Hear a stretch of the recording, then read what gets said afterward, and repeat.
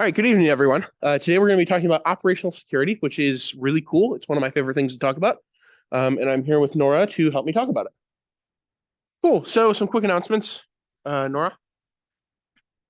Okay, yeah, just some quick announcements before we get started. So this weekend we have Buckeyes. Put your mic. This weekend we have Buckeyes SHTF. It starts tomorrow at 6 p.m. and runs the whole weekend. I believe that it ends. It actually starts at 7 p.m. I think and ends at 7 p.m. on Sunday. According to the website that I last saw. You guys will do super great. You guys did amazing at Seesaw. Now you have even more knowledge. You learned so much since then. So this is a great opportunity for everyone to kind of, show off all their skills that we've been acquiring throughout the semester. It'll be really fun. We're gonna go hard. It's gonna be good. You're going to be announced the room number later, closer to the date in the announcements channel. So eye out for that. And yeah, you guys are all ready, so I hope to see you all later. All right, thank you.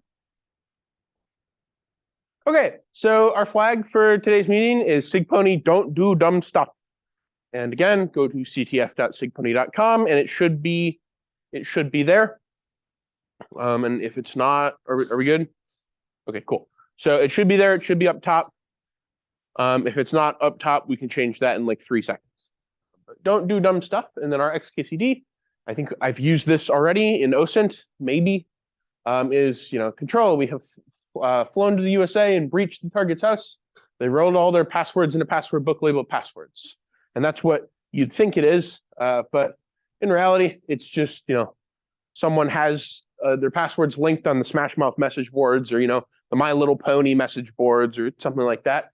And, let's try them all on Venmo.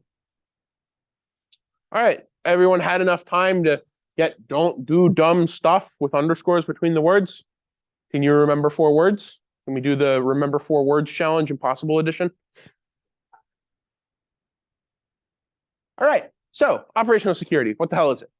Operational security is basically the act of determining what critical security information you have and what processes you do on a daily basis and how they can be secured. So it's managing your personal security, and also there's a big privacy aspect to it. So managing your own security and privacy, that's what operational security is. It's the security of how you operate.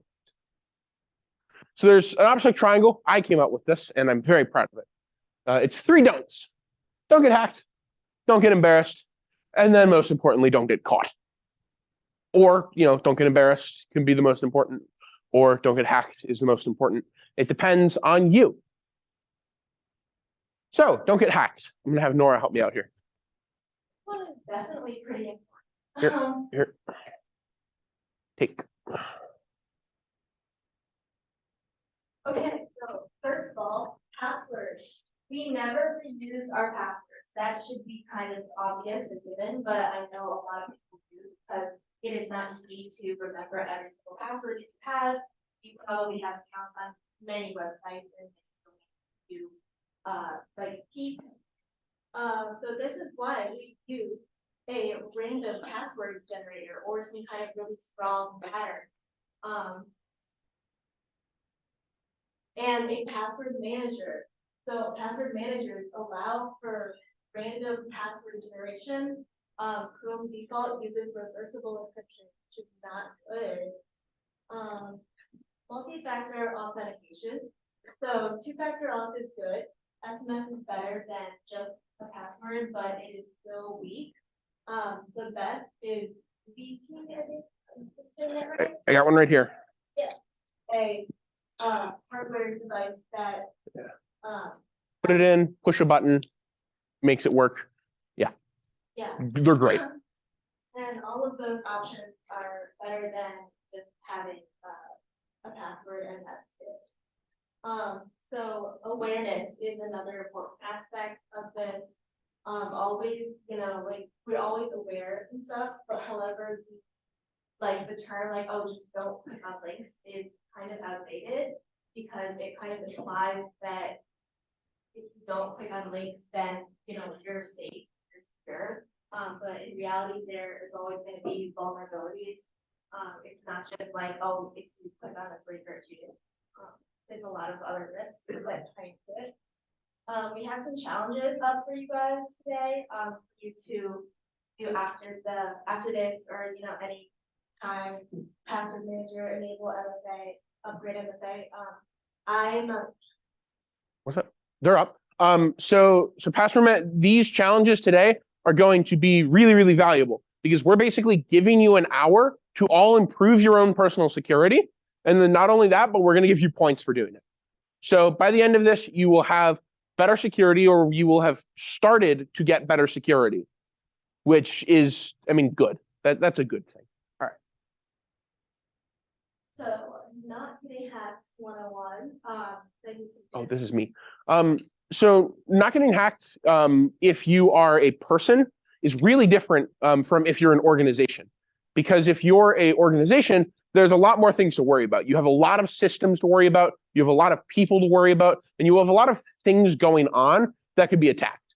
So segmentation is a big one here for like actual cyber physical systems. If you have a server that is running developer stuff, and you are running the Splatoon 3 dedicated server on it, which requires you to port forward every single port from 1 to 65,536, which is all of them, by the way. That's all the ports. So like you just open up your whole server to everywhere on the internet. You don't want that server. You don't want your developer Splatoon server to be connected to your accounting server. You don't want that to be connected to the server that has all the social security numbers on it. You don't want that to be connected to patient medical records if you're a hospital. So that's what segmentation is. It's making sure that there is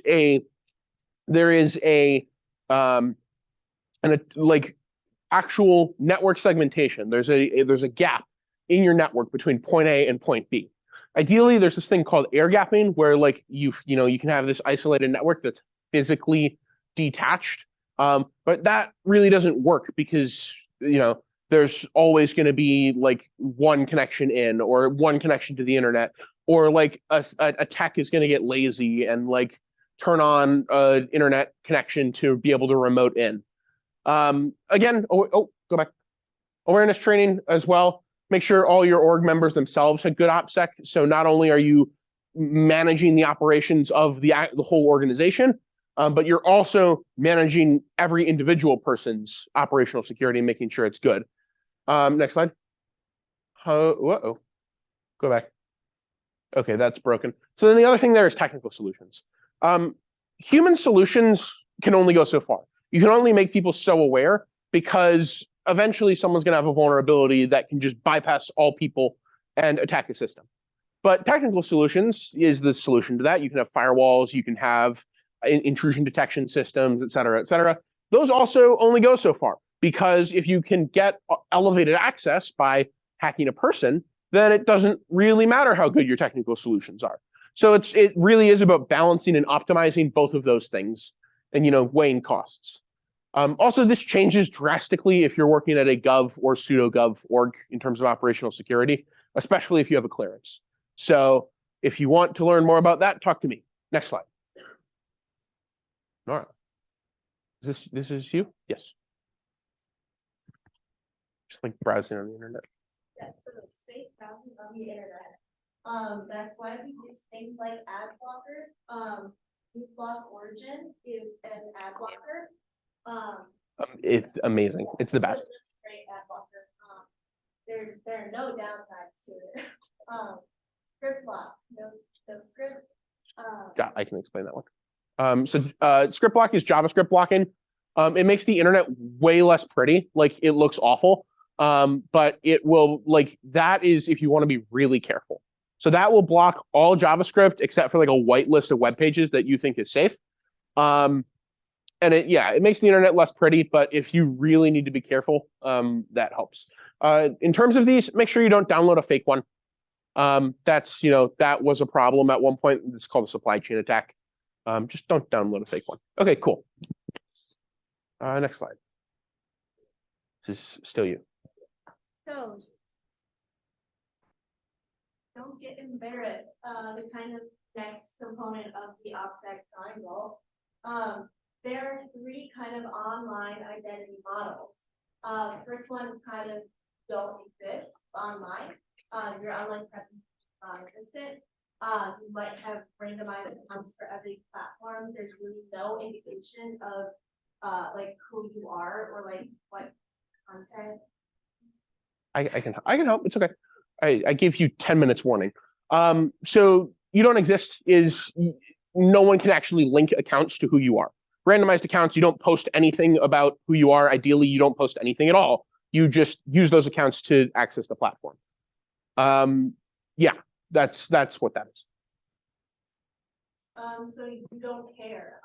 Most people are this one. Most people don't necessarily care too much about their online presences or how secure or not secure they are.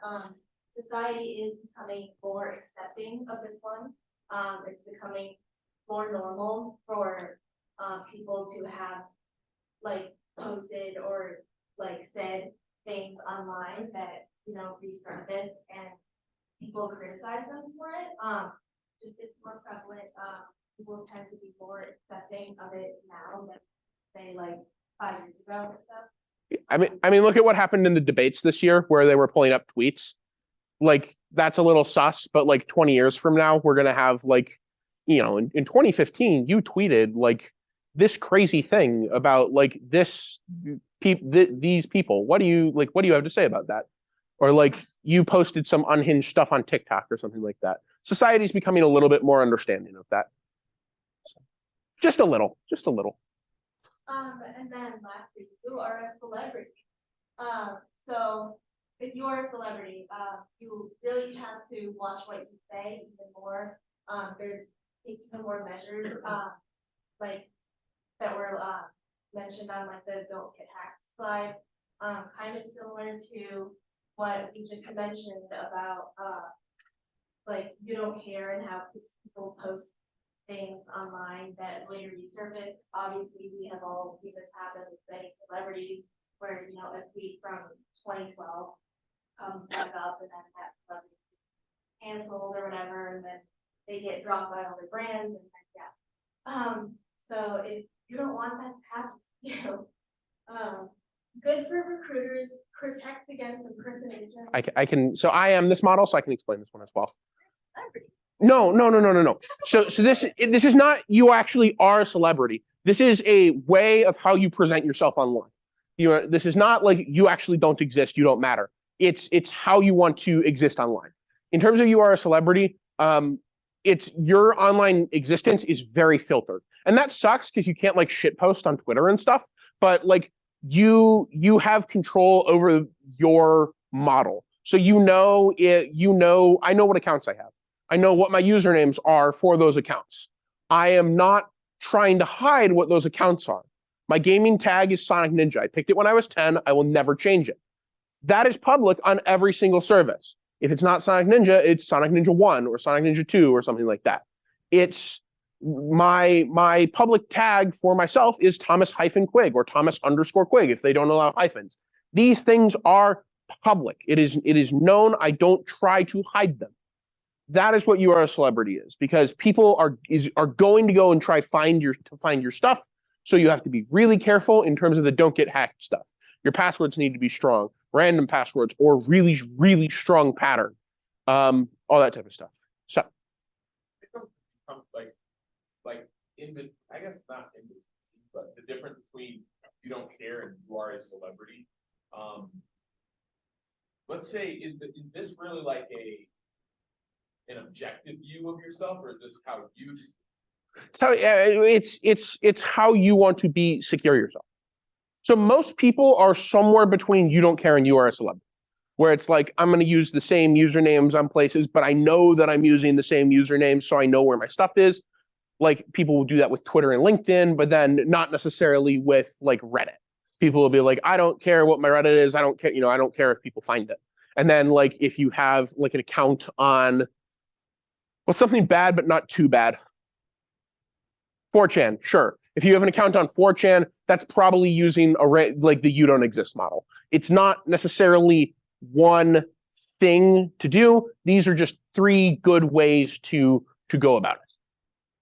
Next slide. Okay, so then this is my stuff. I don't need that. Oh, I do need that. I do need that. I don't need that. So this is about not getting caught. So usually, if you're worried about not getting caught, you're a little too far gone.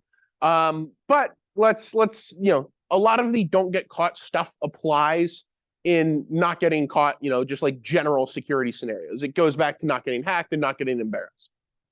So personal data, this is a great thing within privacy. This is a great analogy within privacy and information security. Personal data is like radioactive waste.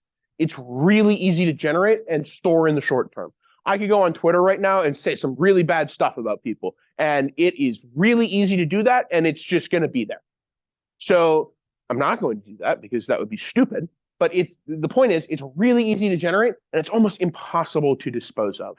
There's a good number from like 2018. I think that's different now, but there's a good number. It's the rule of 15. If you're ever in a group chat or a piece of communication with more than 15 people, like a Discord server or a Discord group chat or a Snapchat group chat, you should be operating under the absolute assumption that that information is functionally public. So if you have a Snapchat group chat with 16 friends in it, just assume it's public.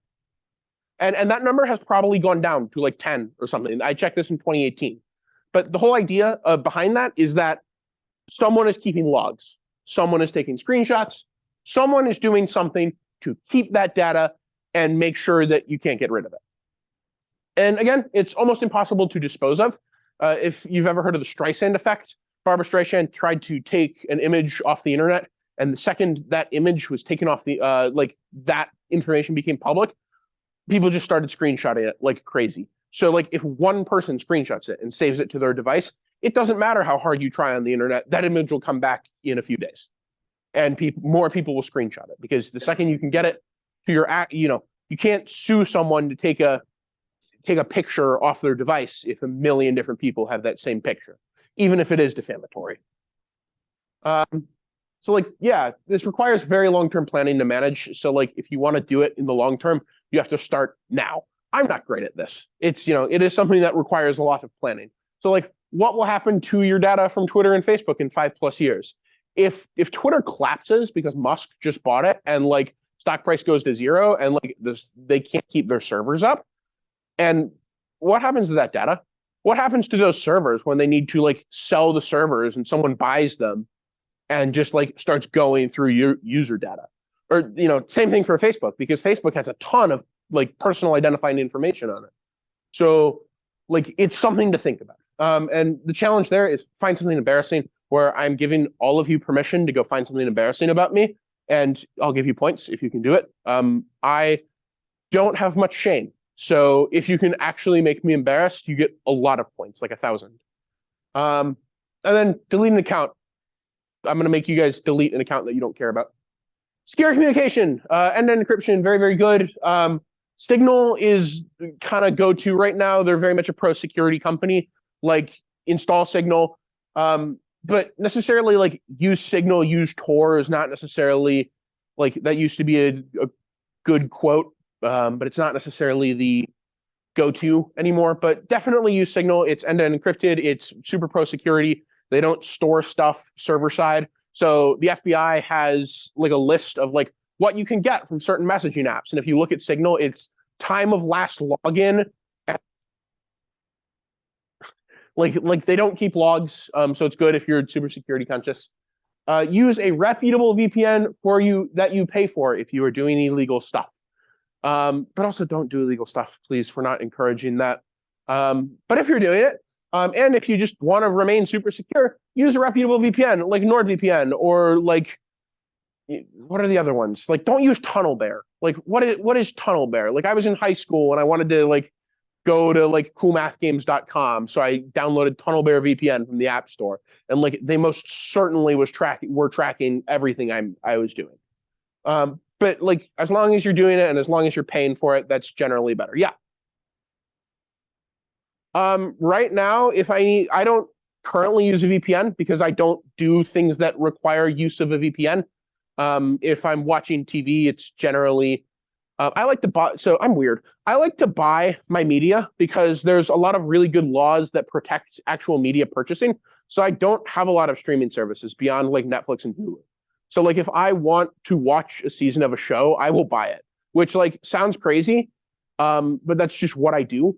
So I get around a lot of like region locks because I'll just go buy the show.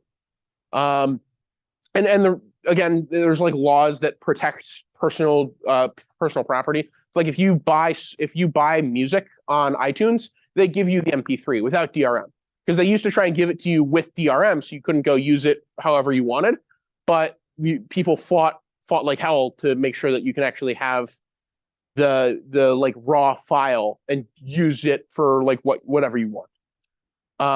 So I don't use a VPN at the moment, so I can't really give you recommendations for like what's a good VPN. But like the well-known paid ones, NordVPN, Surfshark. Oh, really? So I guess NordVPN. That's weird. Really? They're competing with each other, but it's just the same. I mean, that happens a lot. That happens a lot. All right. So then get Signal. That's good. Use the school VPN as a bare minimum. That'll like put you on the school's stuff. I don't know what algo is. That's someone from years ago suggesting a VPN. Don't do illegal things as well. If you get caught doing something, know your rights. Know what you're, hi, I'm Saul Goodman. Do you know you have rights? The government says you do. I also say you do. So like, know what rights you have. Know the laws that you did or you allegedly broke. Know all of those laws. Like if you're going to break a law, know what law you're breaking before you break it. And then get a lawyer. I'm not a lawyer, so get a lawyer. And most importantly, this is why it's at the bottom, shut the hell up. If authorities are questioning you, if people are questioning you because like you committed a computer crime, shut up. Get a lawyer who knows how to do computer stuff. Yeah. Privacy. Lock down your accounts. Minimum access. Does everyone need to see your LinkedIn? Does everyone need to see your Twitter account? I mean, again, it depends on what operational security model that you're working with. So I work on the celebrity model. So all my accounts are public. But if you want to have like some mix in between that, lock down your accounts. Create an asset and identity map. This can be a drawing in MS Paint. This can be like a flow chart. You can use Maltego to create it. Figure out where you are on the internet and figure out why you are on those places and delete the nodes, delete the accounts, delete the posts, delete any nodes of information that doesn't need to be up on the internet or isn't necessarily harmful. This is a lot of work. I mean, it's exhausting. Edit things before deleting because a lot of websites will store your data for like logging purposes for years after you delete your account. So, say you have a private account where you're posting bad things about a oppressive regime, and then that oppressive regime buys all that data, but you deleted the account, but the, Twitter or something has, I said bad things about Elon Musk, and now he suddenly bought all of Twitter and has access to all the Twitter user data. And, oh no, like, I deleted my account, but they keep it for 3 years for logging. So you can edit your content before you delete it if you can do that. So yeah, the challenge there is delete your account. And then some general tips. A lot of these apply to all sections of operational security. So there's overlap between all of this, which is important. Think about how the advice from don't get caught applies to don't get hacked or don't get embarrassed. Don't necessarily compartmentalize these things fully. Another thing is risk and threat modeling. So who are you? A big part of this is who you are. I've been talking about that a lot, where it's like you are you a person versus are you an organization? So if you're an international spy, that's a little bit different from if you're just like a student, which is different from if you're a security researcher. By the very nature of you being in SIGPwny, you should have a different operational security model from if you were a civil engineering student. What? So it's about, I don't like to say it like this because it's crude, but it's about how much of a target you are, right? People go to DEF CON and it's like, oh, I need to go buy a burner phone. It's like, no, you do not. You are not important enough to be like hacked by anything greater than like a bot that's hacking everyone. Okay? So like even me who has done security research and has worked in like government orgs is not important enough to be to be a target. Now if I get a security clearance, now if I'm an active employee of that company, and then not only that, but I telegraph that at the event, and then I also telegraph that on LinkedIn, you become more of a target. So threat modeling is about like that. How much of a target are you, and how much you need to actually protect against that. And then also, yeah, so like what are the actual threats? Don't waste time on small stuff. So like if you've got a Twitter account that posts pictures of cats every day and you're like, oh, I shouldn't have that anymore. That's like unnecessary because it's a threat to my operational security. No, it isn't. Like it's just cats. Yeah, make a model, spreadsheet, graph, drawing, etc. Okay. This is back from when we had some like doomers in our club. Having an end of the world model and a SHTF plan, shit hits the fan plan. So like what happens when the world ends or shit hits the fan? Like if there's a giant blackout or if there's like civil unrest or something like that. Have backups of your stuff. So like, have a backup of your computer on a hard drive. I have 2 10 terabyte hard drives. One of them goes right under my bed. One of them is at a second location. Yeah. If like they have, so that has stuff on it that could send several people to jail. Not any of my friends. Some of my enemies. If you want, I'll tell you. But not on Zoom. So like have cash. Have a good amount of cash in terms of general operational security. If you're gonna get mugged, have a go bill. I have $100 in my wallet, bare minimum, at all times. And it's not money it is money that I have considered spent. So like this money is gone from my wallet. I never use this money if I'm at Target. I never use this money if I'm at Costco. Use that money if shit has hit the fan and you need a cab home. You use that money if you are getting mugged and you need to get out of it. You use that money if you need like $60 more for a plane ticket. And then have a go bag. That's like really doomery. But like if you have a bag with like clothes and like a bottle of water and like your passport and stuff like that. This again, super doomery. This is from like when the club was doomerier. This is actually really important. Your world ending does not necessarily equal the whole world ending. You could have something really bad happen to you. You could have an end of the world thing happen to you that to everyone else on the planet means nothing. Someone could die and someone could be on their deathbed and you need to get a plane ticket to Florida in like 3 hours. Like someone could get in a car crash and you need to be somewhere like in 30 minutes. Like your world ending is not someone else's world ending. One sec. I want to do this slide before I talk about the last stuff. This is tiring, isn't it? I mean, it gets exhausting. There's diminishing returns. The more you do, the more tiring it gets, the less you get out of it. For some people need to do all of this and some people don't. I'm sorry I'm sorry we've gone past time, but this is really important stuff. Security versus convenience, like random passwords are really annoying on mobile. So like it gets tiring. Rotate your passwords. Compartmentalize, have different emails with different purposes. Have an informal email, have a professional email. My informal email is literally thomas.informal.email@gmail.com. I'm very proud of that. That one Yahoo email you still haven't deleted, like probably delete it. Have multiple roots of trust. So like the real best way to have like a backup, like an email to do password resets and stuff is to run your own simple mail transfer server on like your own server. And like, but again, it's about your threat model. Okay, are we done here? It's easy to get depressed when you learn to work in security. Watch out for the slippery slope fallacy. Like it's not the end of the world. Next meetings. Okay, cool. We're done. Go do challenges. There's a lot. We'll talk to you. Here's our next meetings. Nora, do you want to introduce next meetings? Sure. So this Sunday, we have a talk with bye. a grad student of Bye. his talk is called Intrusion Deletion with Machine Learning. So that will be really cool, really interesting. Then next Thursday, we're gonna talk about Python jails and how we break out of Python jails with Pete right here. It will be very fun. We will learn about jailbreaking. And then like we already said, that everyone shows up for that, even if you're doing it remotely.